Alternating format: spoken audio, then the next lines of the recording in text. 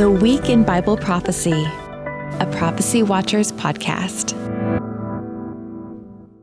Welcome to the program today. Mono Gonzalez here in studio with our good friend Billy Crone, and we have got a great program today. We're going to be talking about some very interesting people: King Charles, Elon Musk, Yuval Harari, so stick around. I want to remind everybody about our upcoming conference in Norman, Oklahoma, October 9th through 12th. Put it on your calendar. Billy's going to be there with us, as well as 20 other speakers. It's going to be a phenomenal time. Here we are, Billy. Welcome. Well, Mondo, thanks for having me. It's always great to be on. And you know, the other thing I want to mention is you and I, Billy and I, we're going to be going to Turkey and Greece and Egypt to see the pyramids, and as well as potentially seeing a Noah's Ark candidate this fall. Yes, that's right. Mount Ararat. 2 days there on location. Super stoked about that. Nobody goes there typically, but Lord willing, we are. Yeah, absolutely. And what a privilege that's going to be. Yeah, we're gonna do a 7 churches tour, and we're gonna speak at each location like we did last fall. It's going to be a great time. Athens, Greece, you name it. If you want to see the itinerary on that, you can go to prophecywatchers.com, click on the events tab, and just scroll all the way down to the calendar, and you'll see the brochure there. It's going to be a great time. Well, Billy, here we are, Global Elites and the Antichrist, Volume 2. Yeah. And we have up here, behind us, the characters. Maybe, if you don't mind, give it a little bit of just an intro at what Volume 1 was and how you transitioned into Volume 2. Yeah, well, I like that. Characters, that's probably more appropriate. I call them the critters. Here's the critters. But really, Volume 1 basically was the deep dive on the Antichrist. That's the title, right? Global Elites and the Antichrist. So it's the deepest dive I've ever done. All things the Antichrist. Who is the Antichrist? The genealogy, his background, things of that nature. Of course, the timing, the appearance, all that stuff. Well, then I began to deal with 5 critters, who are actually helping to build the infrastructure for the Antichrist. And the reason why that's important for us as Christians is because we're seeing the foundation being laid for his appearance. We leave the planet at the rapture prior to his appearance. And so if we see the formation of it, it just means that our departure is that much nearer. That's why we need to get equipped on this as Christians. The other thing too is most of us would, as prophecy teachers, would say that it's a biblical necessity that the infrastructure is being laid. And I would say, even Paul mentions that, 2 Thessalonians 2, the secret power of lawlessness is already at work. And the reason why is because when the Antichrist appears on the scene, Daniel 9:27, the start of the 7-year tribulation, he doesn't arrive on the scene and go like, well, I better get cracking with making up a world government and duping people to go to a one world economy, cashless society, biometric. No, there's not enough time. So logically, biblically, you got to build the infrastructure. That's what they're doing. So after the deep dive, Volume 1 of the Antichrist, I deal with the first 2 folks that are building this Antichrist kingdom. And the first one, of course, is Bill Gates, also affectionately titled Kill Gates. And that is not hyperbole. This guy is one of the biggest mass murderers in the history of mankind. Then we deal with George Soros. George Soros is another key player building the infrastructure for the Antichrist. But Volume 2 is dealing with, yes, Elon Musk, biggest deep dive I've ever done on this guy. And then, of course, King Charles, we start off with him. And then Yuval Noah Harari. And so we deal with the final 3 folks that most people don't realize, yes, they're actively involved in building the infrastructure for the Antichrist kingdom. Yeah, I think that's very important because when we think about the Antichrist, don't forget that, and Gary and I have talked a lot about this, where we think about the Antichrist as being this one figure, and he's the most well-known, but we understand the term monarchy, a king, a single king. Mm-hmm. But the beast system is an oligarchy, because Revelation 17:12 and 13 says quite clearly that he is ruling with these 10 kings as a group. Now, granted, he's the main guy, but he has a support system, and whatever that looks like, it's kind of fun to discuss. But no doubt, when he comes on the scene, it's a turnkey system. Yeah. And so, people I think it's important to remember that. And so as we look at this and we evaluate these characters that are right now establishing the system, again, in generations, it helps us to know that when the Antichrist does come on the scene, he'll just walk right in to something that has already been established and take advantage of all the things that these guys have been putting into place, again, for decades and decades. Well, so on today's program, though, I want to just start right out of the gate. You start with King Charles in Volume 2. Yeah. Now, I think this will be very interesting because, King Charles, Prince Charles, just nice guy, family man. I mean, isn't that what I watched your material and I was like, wow. And even the whole royal family, even Queen Elizabeth, very beloved, so to speak, based on the presentation that the media gives. But you do a deep dive on this, so talk about King Charles and why you included him. Yeah, well, that's the what I call the paid smokescreen, right? He's what I call the royal elite, right? Bill Gates was the depopulation elite. George Soros, he's the guy that wants to alter and control people. Things of that nature, but he's the royal elite. Most people don't realize, Mondo, that King Charles, not Klaus Schwab, King Charles is the one who announced the Great Reset. He's also been labeled as the king of the New World Order. So this guy is in the thick of it, right? And just to back up, because it deals with King Charles, you're mentioning Revelation 17, the 10-horn kingdom. Totally agree with you, 100%. Oligarchy, there's these 10 rulers governing the planet. And it says there, once that's established, they hand their power over to the Antichrist, right? King Charles on tape is not only the one who announced the Great Reset, full on with the Great Reset. And what is the Great Reset? We did 4 documentaries on that, Klaus Schwab. Great Reset is basically a one world government, a one world religion, a one world economy that's cashless and biometrically. That's the Antichrist kingdom. So you can call it the Great Reset, Fourth Industrial Revolution, all you want.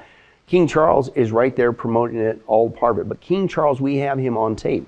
The classic one, he's speaking at a climate conference and things of that nature. And he's all of a sudden starts talking about, we need to make sure that this guy, he has everything he needs at his disposal. And we're going like, who's he? And I'm going, dude, that's Revelation 17. Because if in fact King Charles is one of these oligarchs, the 10, ruling a chunk of the planet, he's already said on tape that that's the plan, that we're going to hand it over to one guy.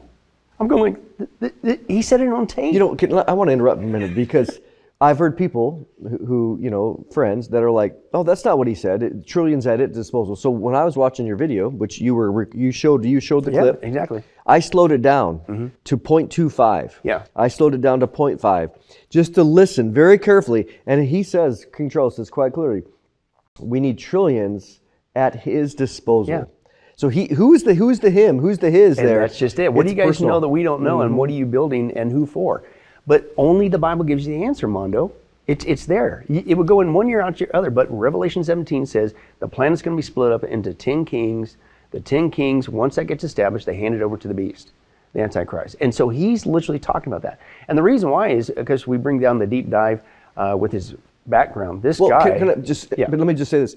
So just so people understand, you're not saying he's the Antichrist, because he's been a candidate for a long time. No. So just so we're clear, you're not saying he's Antichrist, but you're saying he's preparing, bingo, by his own words, he's preparing the trillions, or wants to. Yeah, exactly. Okay. Yeah, because he's a part of that. And we take a deep dive, number one, on the family background.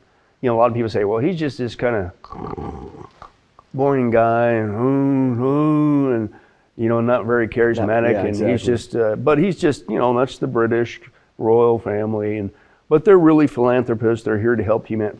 Man, we dispelled that big time. This guy and his family for generations are involved in some really sick, twisted behavior. And these people are not innocent. Again, it's the paid smokescreen. Again, Bill Gates does the same thing. He buys media so that people think that he's a great guy. George Soros does the same thing. The royal family does the same thing. And then the irony is, much of the material that is shared on there, on the documentary, is from Europe. The British people will actually admit about the horrible, heinous behavior of the royal family. You'll never hear it over here. The most that we would hear about it here is probably, if you remember back with Diana, and all this mystery surrounding her death. Oh, that's chump change, as you saw, compared to what they're really doing behind the scenes. But my point is, I do a deep dive not only in their background, showing that this is not an innocent royal thing, and they're not here for good, pure motives. I go back to the whole premise of the British Empire. The British Empire has never given up on controlling the planet. What? Yeah, a lot of people think that the British Empire is just this little island and whoop-de-doo, who cares about what they say and do? It's just a monarchy in face, but there's no power. He is in charge of what's called the Commonwealth of Nations. 56 around the planet are technically under their bidding. It's a huge chunk of the planet that this guy is in charge of. Look it up, Commonwealth of Nations. And that includes not just a lot of Europe, Canada, We were just in Australia, New Zealand, right? And India and the other things. That's under the Commonwealth of Nations.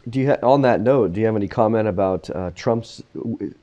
He expressed a desire. Well, not a desire. I mean, like, oh, maybe we should be under the Commonwealth. Trump said this recently. I was like, what? Any comments on that? That's coming up in the next documentary. Okay, fair enough. Dealing with back to the Tin Horn Kingdom, and not only that, Trump's comments, but the tariffs and what that is doing to the planet.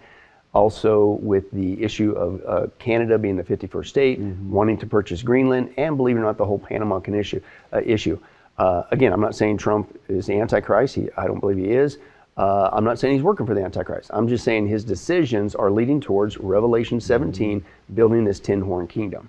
But yes, of all things to mention, it's odd, yeah. And especially when you understand, as we expose the background and the motive of King Charles and what he's really up to, why would you say anything like that? Why would you want to partner with these people?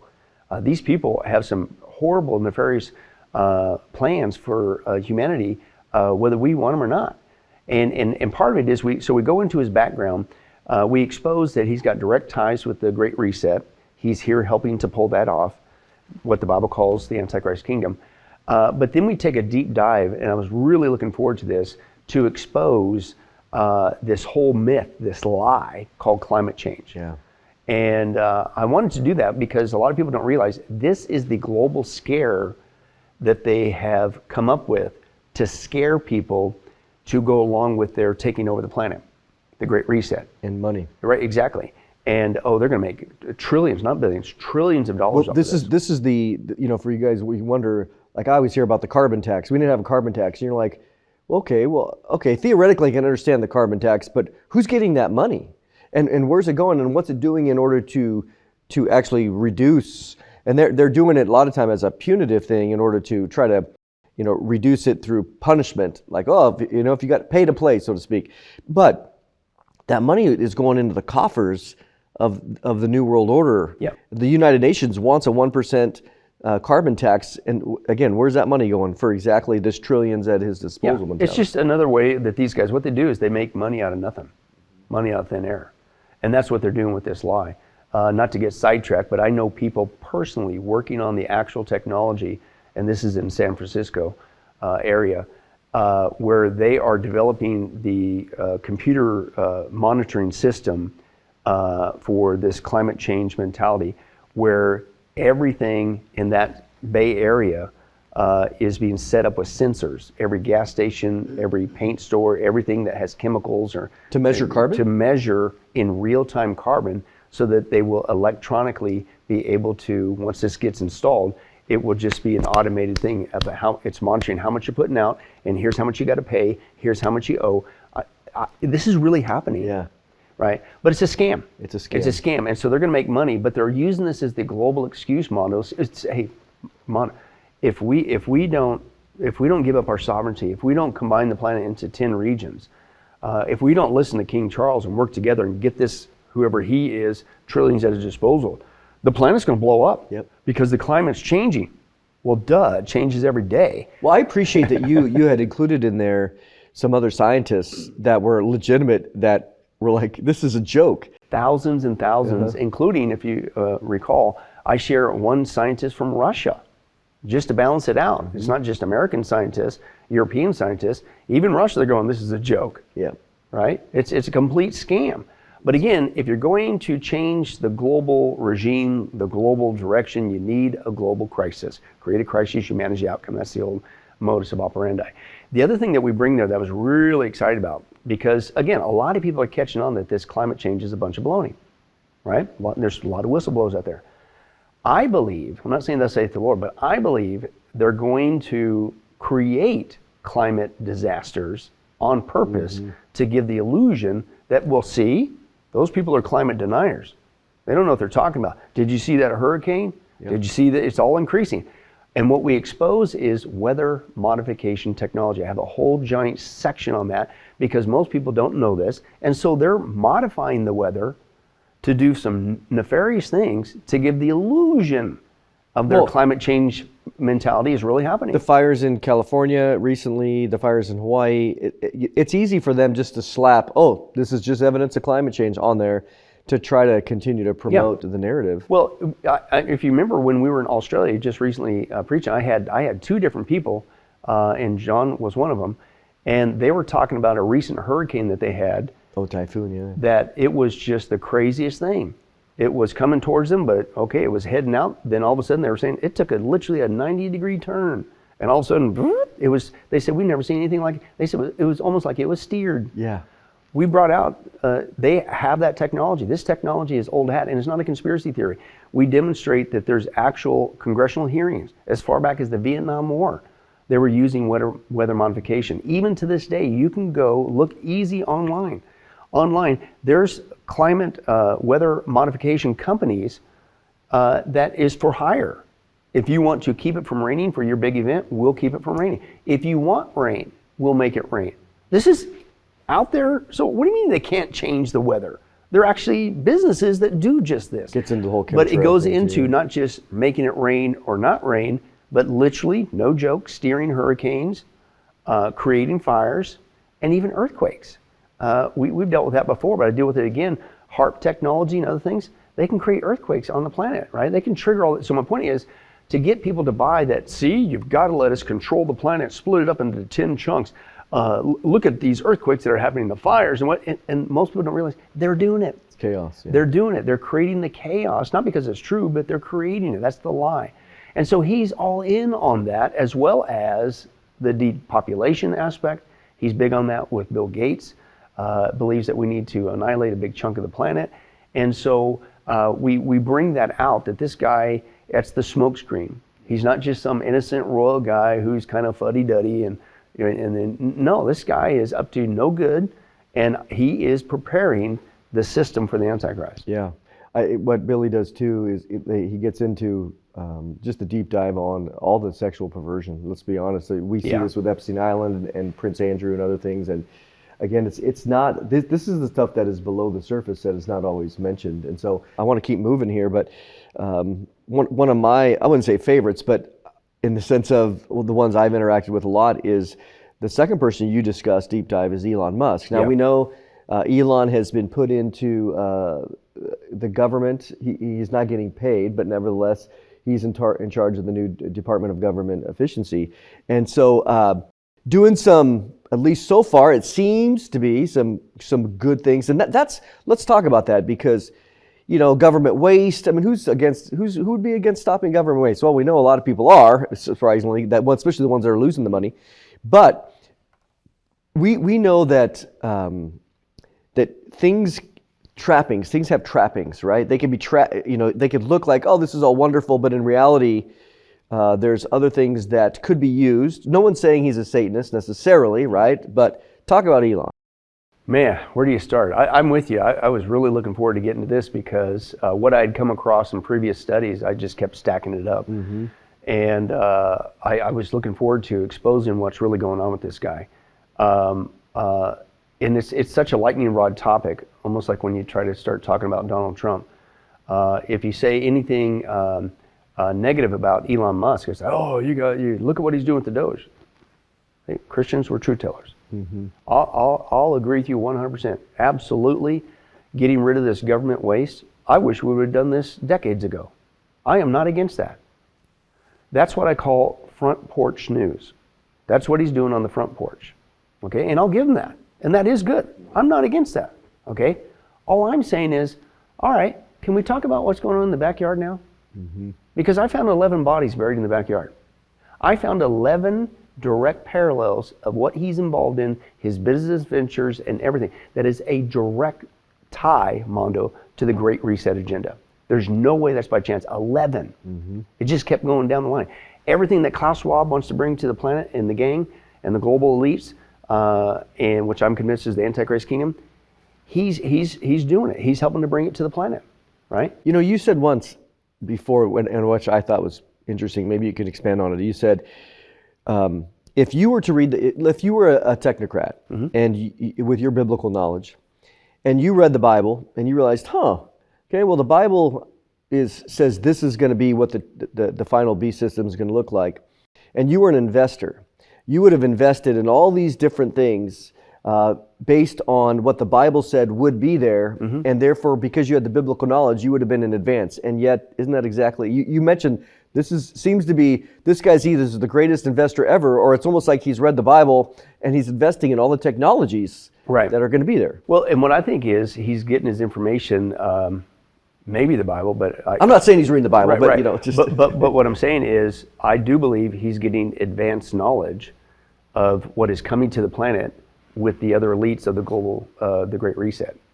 And because these guys, you know, so one guy said, I love it, he says, evil likes to brag. These guys tell you what they're going to do, right? The Bible is the only book on the planet that tells us where it's headed, ultimately.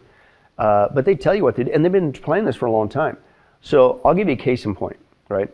If somebody came up to you 20 years ago, maybe not even that long, maybe even just 10 years ago, and said, hey, the whole planet is going to make a switch to electric vehicles, which is part of the Great Reset agenda, by the way. Absolutely, climate, yeah. And if you knew that 10 to 15 years ago, and you knew it was going to be mandated, it was going to be forced, and that's what the Biden administration was doing. But it's still in high gear all across the planet. California, and of course, not even the mandate, people have bought into it because it's going to save the planet, the climate change balloon. But if you knew that was coming, I mean, you're thinking that would, and you know, that would never happen. You know, there's no way. But if you knew it was going to happen, what would you do? You would invest every nickel, every penny you got. Hurry up and become a world leader in producing this, because eventually, might take a little bit, but eventually you're going to be the guy at the front line, ready to with go, the cars, and you're going to make bank. Yep. Mondo, that is what he has done with 11 different things. The Tesla issue, the electric cars, I'm convinced he's had advanced knowledge, and that's why he started that. But that's just one of the planks of the Great Reset. You look at what he's also investing in is not just Tesla cars. His next one, and this is big in Vegas, this is a big thing, is automated vehicles. And we're talking they're called robo-taxis or robo-vans. There's no people driving it. They're already in motion. I've seen them in California. Exactly, and but they're big. Yeah. Now, why is that such a big deal? Because if you do the deep dive, that's part of the control system of the Great Reset. When they throw people into these 15-minute cities, you don't go where you want to go. You don't have a car. In fact, what's the mantra from Schwab? You will own nothing, which includes a vehicle, and somehow be happy, right? And so they're going to, because transportation is a form of control. When you got your own wheels, and certainly a combustion engine, you can go a lot further. That's called freedom. Yeah, it is. But when you got something electric, first of all, can be shut off, just like that. It can be disabled. You ain't going nowhere. You can't even get out of your driveway with your electric vehicle. They could shut you down. But then that's assuming you're going to even own something. So Musk is already at the forefront of not just electric vehicles, but even the next step, automated driverless vehicles. That's part of the Great Reset. And he's going to make bank. Another one that he's a part of is robots. He is big on robots. People go, oh, come on. I'm telling you, he knows the game plan, because the Great Reset is we're not going to need as many humans anymore. But the elites, they still need to be served. So there's going to be two factors of who gets to serve the elites. One is robots with AI technology, and number two, the humans that are allowed to live in these 15-minute cities, but you will exist to serve them, right? And so they're saying that half the jobs around the planet is going to be taken over with AI and robotic AI technology. Well, if you knew that was going to happen to the planet, then what would you do? You'd invest every nickel you got, man, if you knew that was coming. And that's what he's doing. I'll tell you what. He's at the forefront of this robot technology. And he said his goal is to have one for every single home. Yesterday he came out, and let's not underestimate him. Now, I don't think anybody is, but he came out, and his Optimus robot, he said, we're finalizing all the details. He goes, look, everything that we dreamed is, we're doing it right now, and it'll be ready. He goes, and I'm going to make a prediction that this will be the greatest technological advancement in the history of the world, and that this will be the greatest product in the history of the world, and that we will sell billions of these, because everybody's eventually is going to want, it starts with the elites, but everybody's going to want their own servant or whatever.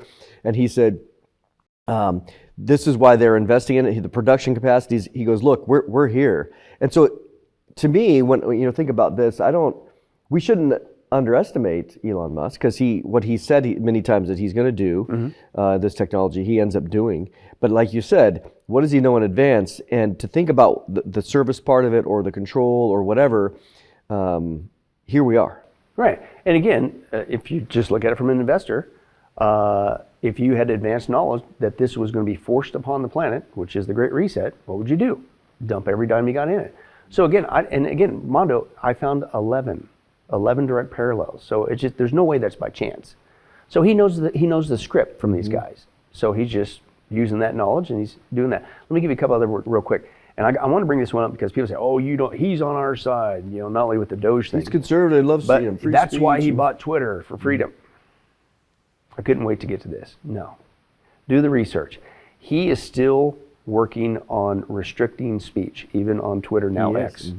So don't tell me he's about freedom. Then why is he working with countries around the world that have restrictive laws and he's submitting to that? That's not free speech, right? So the other thing too is, of all people for him to hire as the CEO of X, you know who it is? I mean, you got the whole planet to choose from, right?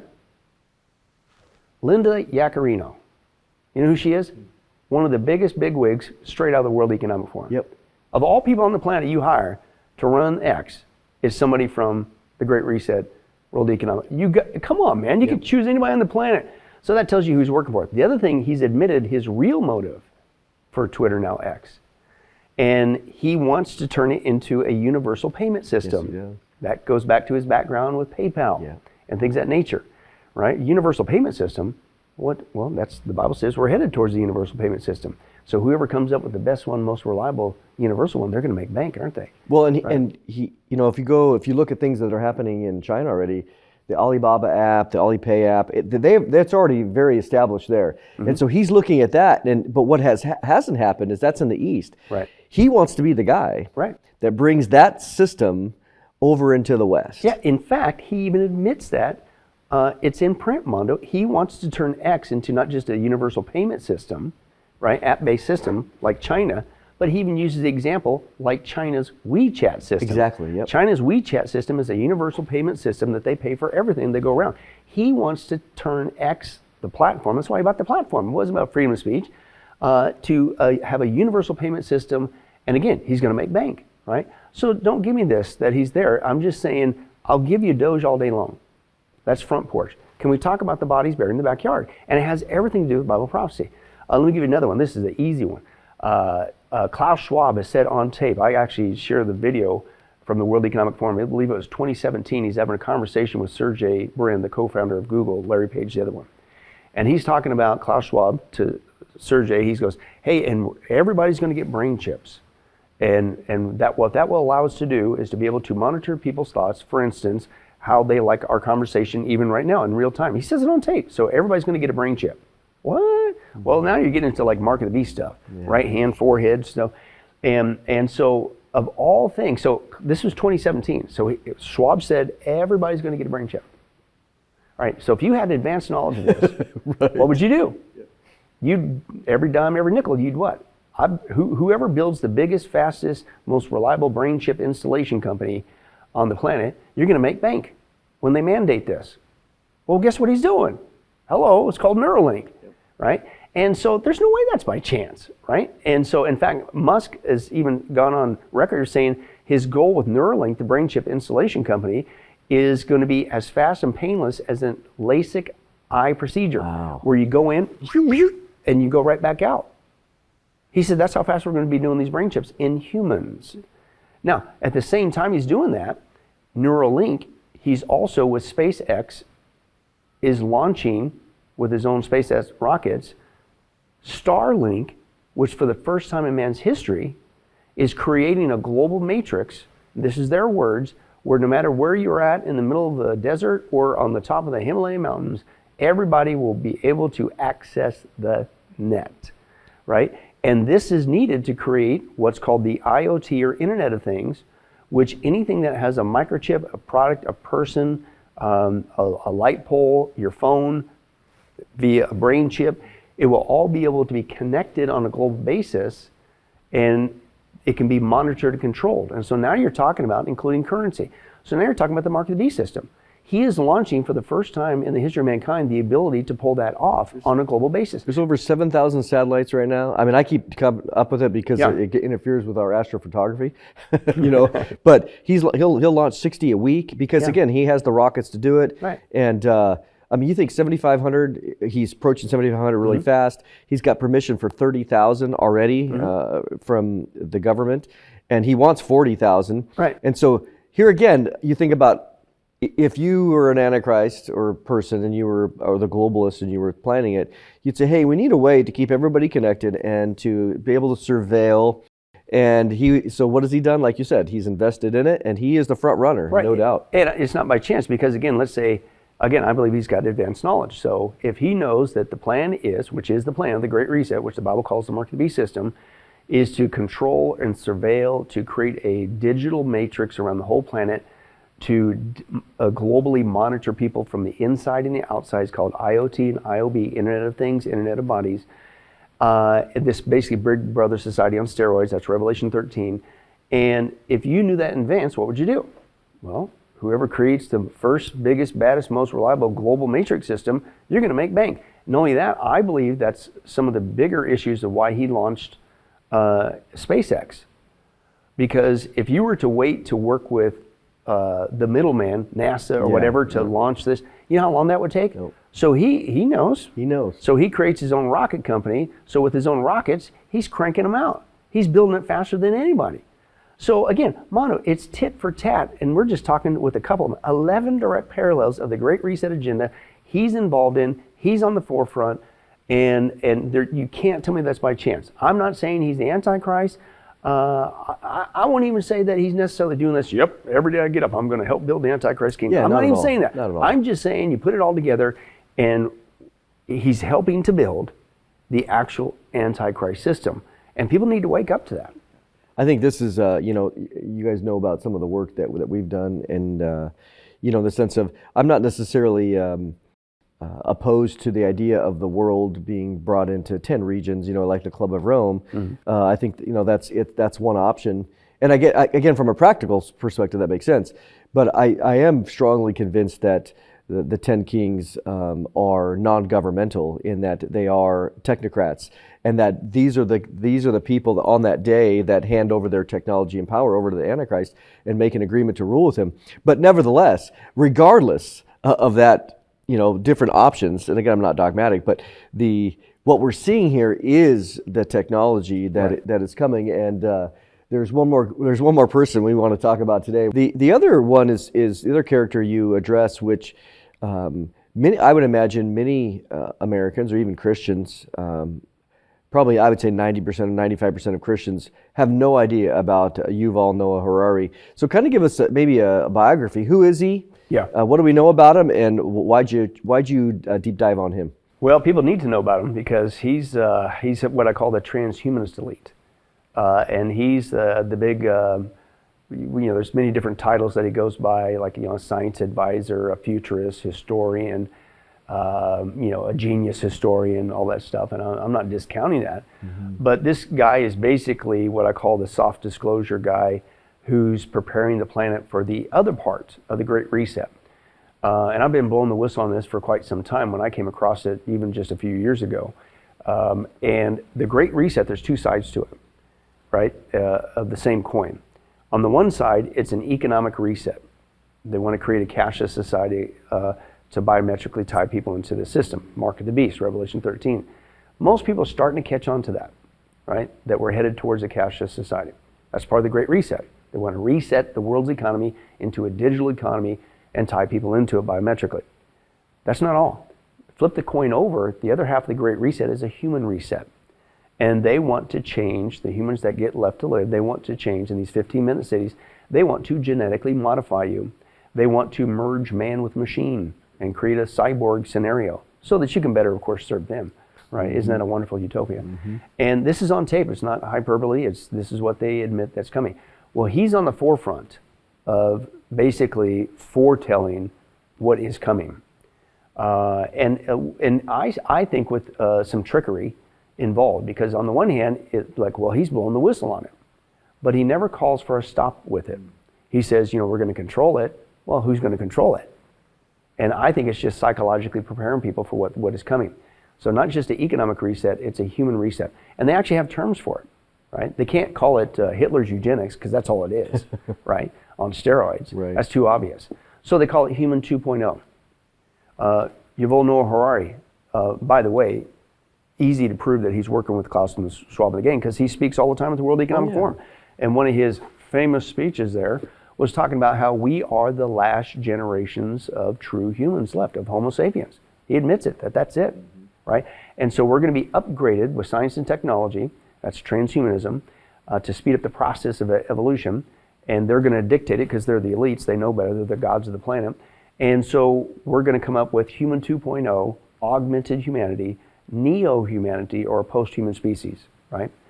And so he's on the forefront with that. Now the crazy thing is, his biography is, he's a Jewish guy. He's Israeli, yeah. And I'm going, okay, a Jewish guy who is promoting genetic modification, medical experimentation on people. Hello, you would think you would know better. That's the weird irony. The other thing too is he's a Jewish guy, but he's also gay. Yeah. And to me, that explains why he's open to modifying God's original creation of man, because he's already bucking against that with the homosexual thing. Yeah, he's married. He's married to a guy. So God says male and female. He says, nope, I'm going to do male and male, or the female. So he's already demonstrated who cares about God's original design. That's why he's rebelling against that. But transhumanism rebels against that, because it's all about genetically modifying man into something better. Well, what do you think? Do you think you can do better than God? Well, that's what they think.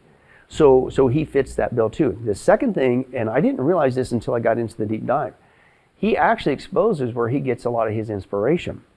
And I got this on tape. He's huge, Mondo, into altered states of consciousness and meditation.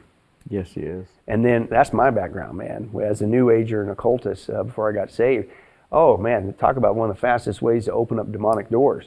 So he admits he's getting his inspiration from a demonic practice. Yeah, he says, like, I meditate every single day, this many hours. I mean, it's really amazing. And so people don't realize, well, that tells you where he's getting his information from. It's demonic, and that's really what it is.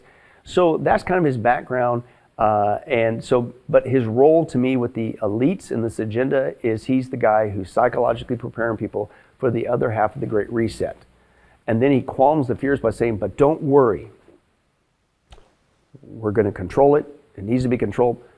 You and I get to control that? No, the same people who are promoting this. So it's all there to pacify, soft disclosure, psychologically people prepare for that. Again, he never once, I've never seen him say, we need to ban this. We need to go to the UN and we're going to stop this. This is against a crime against humanity. He never says that. So that's his role with that. But he's big on promoting, of course, not only the lie of climate change and things of that nature, but he admitted, as with Klaus Schwab and the gang, that the pandemic was the trigger to launch this great reset. And again, not just economic reset, but human reset, because they want to genetically modify humans. And if you want to go back, and we do a deep dive on this and expose it, back during the pandemic, and it's still going on, much of the technology that was injected into people against their will, against their knowledge, they're being genetically modified. And so we expose that. So these guys are sick, they're twisted, they're satanic, and it's doing two things. It's depopulating the planet, and it's genetically modifying those that survive, whether you want it or not. And but that's the transhumanist agenda, right? It's getting people warmed up to that. Again, he's a depopulation guy. He even uses the same phrase about getting rid of these useless people. Well, that's a phrase straight out of Hitler's day, useless eaters. Mm-hmm. And Hitler didn't just consider the Jewish people useless eaters, but anybody that was an invalid, if you had any mental deficiencies, gypsies, you name things it. of that nature. Yeah. So he was about exterminating they were a useless eater, people who did not serve a purpose for the Third Reich. These guys do the same thing. Now, they can't say useless eaters because that's too obvious. But all the time, Harari's out there saying useless people. And he's saying we're going to be left with a bunch of useless people. Once this system comes in that Musk is helping to build, the AI system, the global system, half of the planets on the half the jobs on the planet are going to disappear. And that's going to leave us, and this is what they say, with useless people. And he even says, we got him on tape, and said, well, what are you going to do with these so-called useless people that don't have jobs anymore because AI and robots are taking over that aspect? And he says, well, we're talking about that. And the best guess that we can come up with right now is we're going to give them drugs and video games. And video games. And then he yep. smiles. I got it on tape. He smiles this weird, sick. It was like, what a freaky dude this guy is. Mm-hmm. And so, but I also expose, and this is from secular sources, what their warning is, you can say that all day long, that you're going to, these people who overnight become useless because AI is taking your job away. And then you could believe that they're just going to give you drugs and play video games. They're going to annihilate you. Mm-hmm. And that is the plan. In fact, we have secular sources admitting that what it's going to do is create a class warfare. Those that still have a job or retool for a new job that AI hasn't taken over yet or robots haven't taken over yet, they're going to get mad at these people sitting around playing video games and doing drugs, and they're going to call for their extermination. The secular source, it's a setup, dude, right? And so he's all a part of that, right? And on it goes. And then lastly, Revelation 12 talks about, or Revelation 13 talks about how the Antichrist, he does something. It says there, verse 5 in chapter 13, the beast was given a mouth to utter proud words and blasphemies, and to exercise his authority for 42 months. He opened his mouth to blaspheme God, to slander his name and his dwelling place and those who live in heaven. This guy, Yuval Harari, is one of the biggest blasphemers of God, not just with the homosexual thing, not just with the transhumanist thing to alter humanity. He mocks the Bible. He mocks Jesus Christ. I mean, blatantly with this evil smile. Yep. We don't need to wait for the second coming of Jesus Christ to solve problems. A couple of geeks in the laboratory could do it. He just mocks. And then he mocks God. They say all the time, we're the new gods of the planet now. And I'm going, dude, that's the Antichrist spirit. It really is, yeah. God called it out 2,000 years ago, and this guy's doing it. Absolutely. I mean, when we think about all that's happening, again, let's put this in a bow here. You spend a lot of time researching and deep diving all this. And what's the goal? Is the goal just to expose these guys? What's the ultimate goal here? The ultimate goal is, what I am convinced is, these guys are building the infrastructure for the Antichrist kingdom. We know biblically that the Antichrist comes on the scene, Daniel 9:27, when he makes a covenant with the people of Israel. That's what starts the 7-year tribulation. Revelation 6:1 kicks in the white horse rider. We also know as Christians that we leave prior to that event. 2 Thessalonians 2 is very clear. He cannot appear until we disappear, right? Until the restrainer is removed. Then he will make his appearance. That's the direct order of 2 Thessalonians 2. So therefore, if we see the infrastructure of the Antichrist kingdom being built, that's what they're doing, then it sends a message to we the church. Wait a second, that means our departure is getting that much nearer. So we need to finish strong. We need to get excited. I don't condone what they're doing. What they're doing is evil and rotten and horrible. But this is for a time frame that we're not going to be a part of, called the 7-year tribulation. But if I see them building it now, it means my departure is getting really close. And so what do? I need to get excited about Christ's return, because heaven's way better than here, right? Number 2, I need to, as the bride, finish strong. We're on a giant rescue mission. And every day we need to get up and go like, oh man, time's running out, right? I need to get out there and tell people the good news that there's a way out of this mess. They don't want to be left behind in this arena. It's like the old Titanic scenario, right? You know the boat's going down, and this is what this information is showing. The boat's going down. We're headed towards the 7-year tribulation. Praise God, we got a lifeboat. His name is Jesus. Well, what are you going to do? Sit in your lifeboat and say, well, too bad for you? Or news that, hey, the ship is going down. It's only a matter of time. It's only got a few more hours to go, and glub, glub, it's over, right? Or are you going to reach out and try to reach as many people as can to get into the lifeboat with you? That's how we need to respond as Christians. Not take a vacation, not saying this is cruise time, right? Not get distracted, and certainly not get fearful. These events are not for us. But we need to be faithful, and we need to reach as many as we can. That's what I'm hoping people will do. Amen. Thanks, Billy, for your time. And thank you, everybody, for watching today. Again, as always, we appreciate your prayers and support for what we do here. Again, we could not do it without you. The goal is the gospel of Jesus Christ, to see people saved, just as Billy said. So thank you for watching, and we'll catch you next time.